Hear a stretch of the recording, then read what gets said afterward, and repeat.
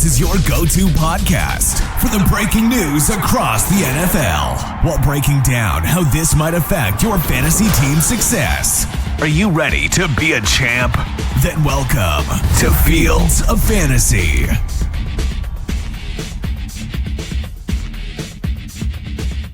How's it going, everybody? It's your boy, Jonny B, and welcome back to DFS with Fields of Fantasy, the very last DFS show of the regular season.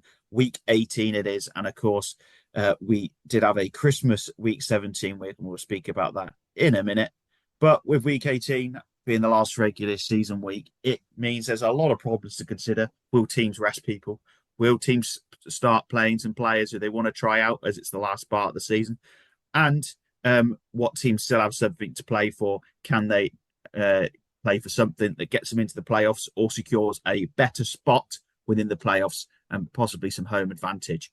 So, Dowie, how are you? How was your Christmas, and did you win any money on the Christmas slates? So Christmas was very good. I actually made profit over the Christmas period, but it was very minor. But I was up, and up is an up. So that was good. I actually didn't get to see as much football as I was like. You know, we had all the family over. I went up to family, so they kind of ruined it.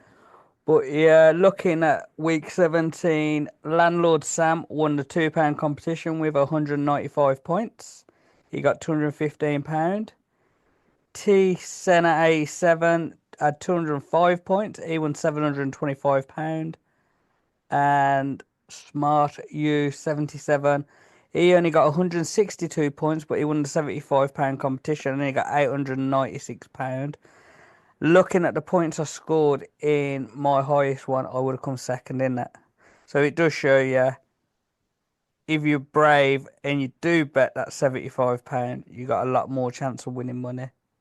Yeah, you're just gambling a lot more to get there. But I suppose if you end up doing 10 teams, and one of them's going to be probably competing, but then you spent 750 quid, haven't you?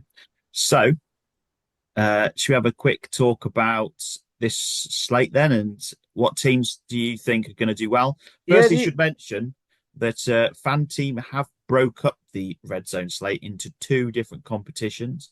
The main one that's called the red zone is actually only the 6 o'clock games, and then they've got a separate one for the late games, 5 late games in the 9 o'clock. So we're going to concentrate on the 6 o'clock games, as there's more games to pick some players from. But of course, I could see a bit of a split between the two games, because some people might favour the players that are in the 9 o'clock games. What do you think about that split? Yeah, I'll be honest with you. I think it's, with the last week, you know, you got a lot of teams who'll be resting players who don't need to win the games. You'll have a lot of teams who will be looking at the draft now who will want to lose games. So looking at this 6 p.m. slate, I like the Panthers and the Falcons and the Tampa and the Saints game, because if Tampa win, they win the division. Falcons win and Tampa lose. Falcons win a division. So that seems the two most reasonable matchups where teams are going to be playing all their best players and the volume will be there. The betting odds are the Panthers and the Falcons is a high scoring game at 48.5. So pretty much the way I'm looking at this 6 p.m. slate, I'm targeting them two matchups. It's like, if you like the Falcons game, go with Penix. But that also wouldn't rule out having a Bryce Young, because the Panthers are going to be in a game. For me, at quarterback, I will be going with Baker, 20.7 million. So I think he's our third highest paid quarterback, but I do think he could be quarterback one this week. Last week, he had 359 yards and 5 touchdowns. It's a game they must win. It's in their hands. Baker, I think you'll agree, has been brilliant this year. We've seen Tampa come out, actually, and they put up points quite early, and I think that's what they'll try and do in this game. And normally, teams will stop, won't they, you know, when they've got the points, but I think they'll make sure this game's out of sight. Saints will be looking at their draft now, I believe. They made Adrian O'Connell last week look like Tom Brady. So For me, I actually see Baker being the QB1 this week, and I probably will spend the money on him because I just look at the other matchups apart from the Atlanta game, and you are just rolling the dice. We don't know who's going to be sat, how many reps are going to get, will to bring the players out. So I feel most confident in Baker this week. So I'd probably be looking at Baker or Penix. I feel more confident in Baker. That's how I'm looking at it. Yeah, I can see that. I think for me, Baker in particular, if you go down the list of who's highest price, Josh Allen, we already know that he's going to get rested. I believe he's going to get basically he wants to keep his starter streak going, so he's going to play a snap and then probably get taken off for the rest of the game.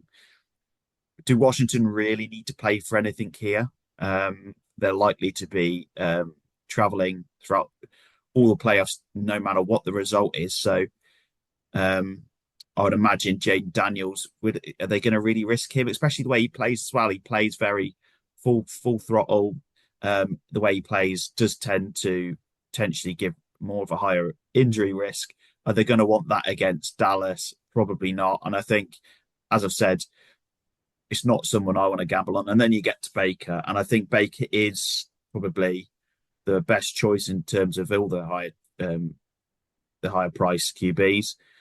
Again, Hurts is probably going to get rested. He looks like a maybe anyway.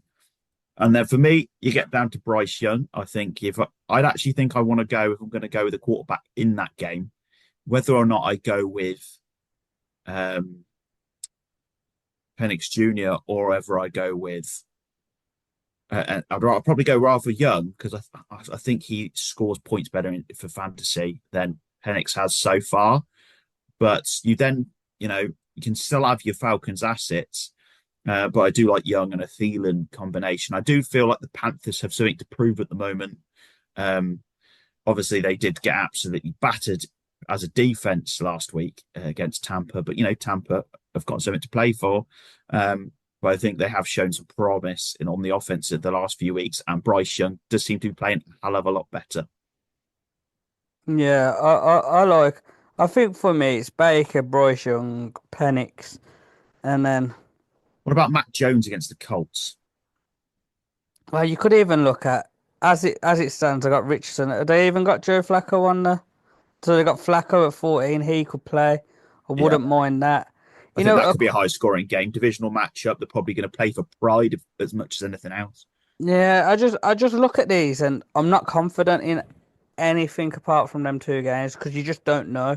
I agree. And I think if you're going to be confident about any QB, it could be Baker Mayfield. However, that could lead to him being extremely highly owned. And then if you fancy a gamble, you could go away from Baker Mayfield. So I think you know, Baker Mayfield is Mr. Obvious on this slate, no doubt about it. But you don't want to be over subscribed to Baker Mayfield and go somewhere else. And that Falcons Panther game probably is the right way to go if you're not going with him. But then there may be some other quarterbacks, particularly I think in that Colts Jags game where I think there will be points available. There probably will be points available at Tennessee, Houston as well, depending on who plays there. But actually, wherever I wouldn't go with Rudolph though, but Houston could be resting people. I I mean, who think have they? I think Houston will rest people. So They you know probably will what? Will because they they're let guaranteed. They're Levis guaranteed. cook in the Yeah, last game? See what they got out of him. exactly, and they're guaranteed to. Texas guaranteed basically fourth spot, aren't they, for fourth seed in the playoffs? So then maybe there'll be some type of possibility for Tennessee to do well there because Houston haven't been the best defensively either. So yeah, particularly interesting slate indeed. Should we What do you move on think then? about Mills? He could come in for Stroud. Tennessee. Maybe, maybe, but then what offensive assets is he going to be playing with? Um, it's Because an Tennessee interesting. really going to want to win that game because they're going to be looking at the draft as well. They're going to be wanting to, but doesn't mean they won't put up points. But then they might concede a lot of points. I think it's a game which actually I don't mind targeting, as you say, if Mills does. But then who's this going to One be? quarterback looking at this list I don't love, but I could see scoring well. Cooper Rush. He's been bedded in that Cowboys offense. They're kind of in that bit where if they win, it's not going to really ruin their draft. Washington are going to be resting players. He's someone on the cheaper side, potentially. I could see them scoring well. He's a 14.5, and he's probably going to play all game, isn't he? You would have Yeah. thought. So I don't hate it. My only problem is, has he scored over 20 points this season? No. He scored 19 points in week 15 against the Panthers. And he did score 18 points against the Commanders in week 12. So maybe, and if you can get to 20 points with him, then you probably have paid off because you've saved the money for elsewhere. But it's one of these weeks that as we go through the slate, you might find that you might have money spare because you're picking people that you wouldn't normally be picking. Yeah. If we get to running back, so this probably is the most obvious one again, Bijan. Easily. He's one stud who's not going to be rested, and he will eat with the volume, won't he? Yeah. Falcons have got to win. Their strength since Penix has been there, last week Robinson had 2 rushing touchdowns. They seem to like to let him run the ball a lot more. I think the volume's gone probably up since Penix has been there. They're playing against Panthers, who are probably one of the worst team against the run. And Bijan form over the last 5, you think it's the last 5 games, they run the form off, don't you? Yeah. It's 22 points per game. This should be a ceiling game. So I think so. I quite like Bijan. And even though you might think my first 2 picks have been expensive, one thing I would say this week, because the players are going to be rested, we're going to have a lot of cheaper options, aren't we? We are. One of the ones that I like in particular that's cheap is if you're looking at the Bills game, you've got to think they're going to rest James Cook this week. Yeah. So then Ray Davis, I mean, surely they're going to give him a good run out because he's looked good at times, I think, during the season. I like him. I think I do fancy him to do well here against New England, who have been second worst in terms of fantasy points per game behind the Panthers this season. So actually, I think, they're that bad that even if the Bills are playing second string O-liners, as long as their scheme's all right, I think there's definitely a capability for Ray Davis to do well through that O-line and through that New England defense. Yeah, Ray Davis is someone I've got 3 running backs on my list that really cheap. Who else you got? So I've got Davis, and then in that match, Bills don't like the run. No. I struggled against it. I would say you're going to have second string players in, maybe even third. Why don't you throw Antonio Gibson in? I don't hate it. At that price, I think he's going to overpay it. And then with the news we're seeing on Twitter now, we don't know if it's a blag or not. Barkley's not meant to play, is he? He's not. So, Gainwell will be there, RB1. He's 7.6 million. Crazy. So, for me, if you wanted to go 3 running backs this weekend, throw all your cash in Bijan and throw a Davis and a Gainwell. That's it. And, you can even potentially look at that Dallas game and particularly if you fancy a Washington running back as well. So there's a lot of cheap options you could go for. It's just depending on what matchup you prefer them in. But I also think that we need to also not ignore the Tampa running backs, because Saints have been particularly bad against running backs as well. In fact, this is a slate where we've got pretty much all of the teams that have been bad against running backs are all playing this week. The Panthers, the Patriots, the Giants, the Saints, the Jags, the Titans. But there isn't the Bears and then the Cowboys. That's 7 of the top 8 all in there. Bills just behind that as well. So I think there's a good variety of players that have got very good matchups this week. It's just picking the ones that you think are going to start and I think are going to do well. And I think whether or not you go Bijan, I don't hate going 3 running backs this week. I'll be honest, I've looked at the slate and I'm going 3 running backs just because with the wide receivers, I'm less confident who's actually going to be playing and getting snaps and how spread it will be. So I think if you go Baker, you've got to go Mike Evans, haven't you? Absolutely. He's 20.2 million. He's the 3rd most expensive, but looking up that top end of the list, Evans is the one I'm most confident in again. Brian Thomas Jr. has had a great I don't hate Brian Thomas Jr. Neighbours, oh, he had a great week, but I still don't love the Giants. I think Evans in a game, they've got to win. You go to Guy K. Dotton's a little bit banged up. So yeah, Mike Evans would be the guy. Quite like a feeling in as well against the Panthers because I think that could be yeah, it's Atlanta, isn't it? Panthers. Yeah, Yeah, plays for the so Panthers. Yeah, yeah. I like that game. So Phelan could be. I don't even know a young Phelan stack to be honest this week. Drake London, I love that.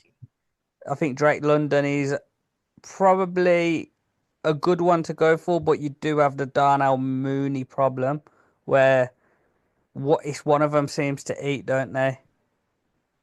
So if you're going to spend heavy, I just think Mike Evans would be the guy I would go to. Yeah, for me, I agree with that, and I think with particularly the Panthers, I think Bijan could be eating a lot, and I think if you've got a particularly, if you've got a Bijan team, I'm probably going to then want to then go towards Mike Evans. I really like a Mike Evans, Thielen, Young, Bijan, two cheap uh, running backs. I think that's a nice team, and it could be a very popular team as well.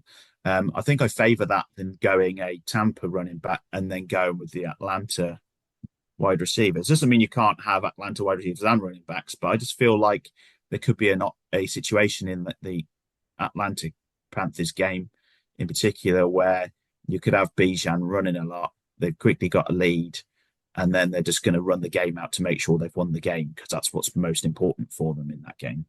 Yeah, and then looking down the list, it's really difficult with the cheaper ones. I don't hate if you go for one of the Colts wide receivers, Pierce Downs or Pittman. They're in the 13 to 12 million range. It's just one of them. Which one do you prefer, and which one goes off in that game? You know, I do like a bloke you really like 9.8 million. What about Westbrook? Been a bit quiet in the last couple of weeks. Well, since week 13, basically, when he went off for 21 points. I think this is an opportunity where he can potentially go for those type of scores again, particularly if Houston are resting some of those secondary players. I think he could really wreak havoc.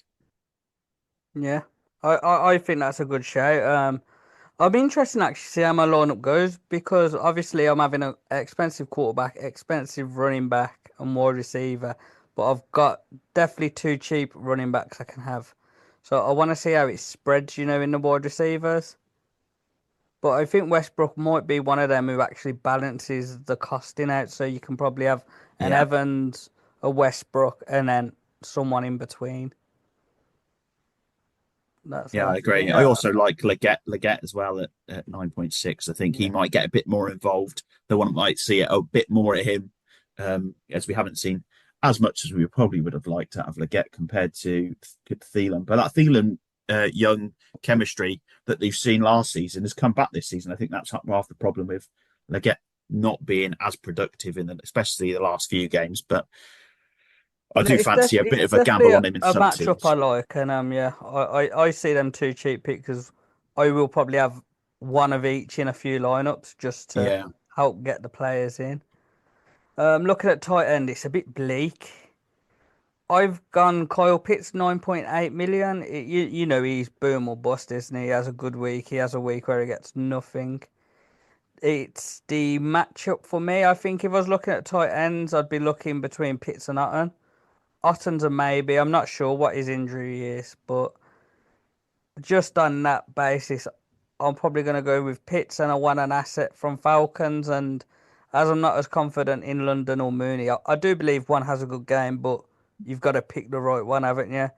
So I think I probably would use Pitts as a more receiving option with having Bijan as a running back.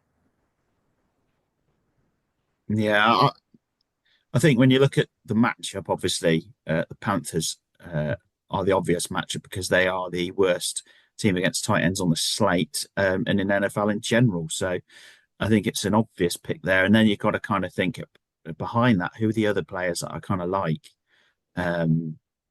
It is a bit hard, like you say. If Otton's a maybe, then are you going to look at what Tampa's alternative potentially is because they've still got something to play for? Maybe. I don't think that Washington are going to risk Ertz unless I just don't. Why would they need to? This is pointless. So why would you go Ertz? Um, I don't actually hate Kraft against Chicago. I think Packers are just going to play the game, and I don't think they're going to risk overusing people like Reed. Don't want to get him injured for next season. So then they might use Kraft a little bit more in the game. I tell you, And just I don't hate Chig either. I don't hate your boy Okonkwo yeah. against Houston. I guess it's a matchup that I don't mind at all.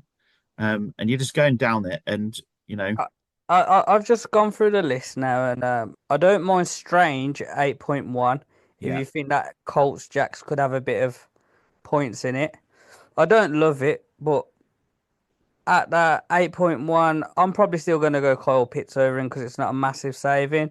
But if you've got to squeeze it somewhere, I don't mind him. And I don't mind Sanders either because, Bryce Young loves him. So yeah. he's 7.8 million. So that's not one I hate either. I But think we should yeah, also keep an eye on Hunter Henry. He's limited at the moment. It is a meaningless game for both squads, so really, why would you need to risk him? But if he becomes that he's going to play, I don't hate playing him against Buffalo because they say Buffalo are going to rest almost everyone. There's points there on the board for them, and who's the main receiver at New England? Probably Hunter Henry. So uh, I don't actually hate him if he gets pointed out that he's going to play close to the uh, kickoffs at 6 o'clock on Sunday. what do you think about your boy Dawson Knox, 6.4 million? He might get used actually, because they're going to rest Kincaid. But how much are they going to use him? Because Kincaid's had a few injuries during the season. They want to keep him fit as well potentially. And then if you flip, then could Quinton Morris actually be a absolute? I would imagine very low owned tight end pick at 4.9 million. It's about as cheap as you can go. And actually, I don't hate it. Yeah, see, I'm not. It's just all these.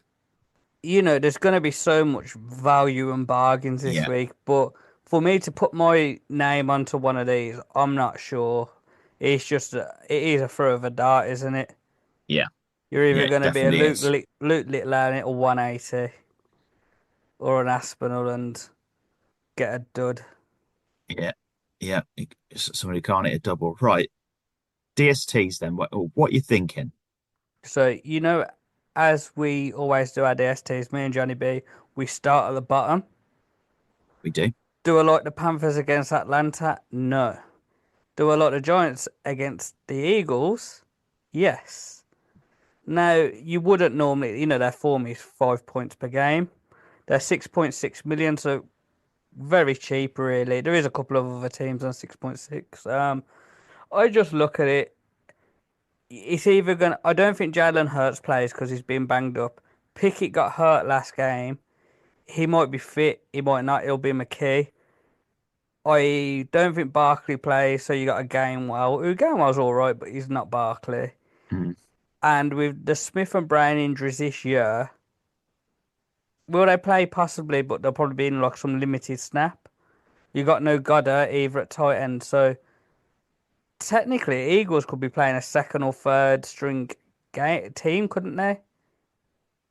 That's about easily, easily, easily. So, do I love the Giants' defense? No, but at the price and at the actual matchup, I don't mind the Giants.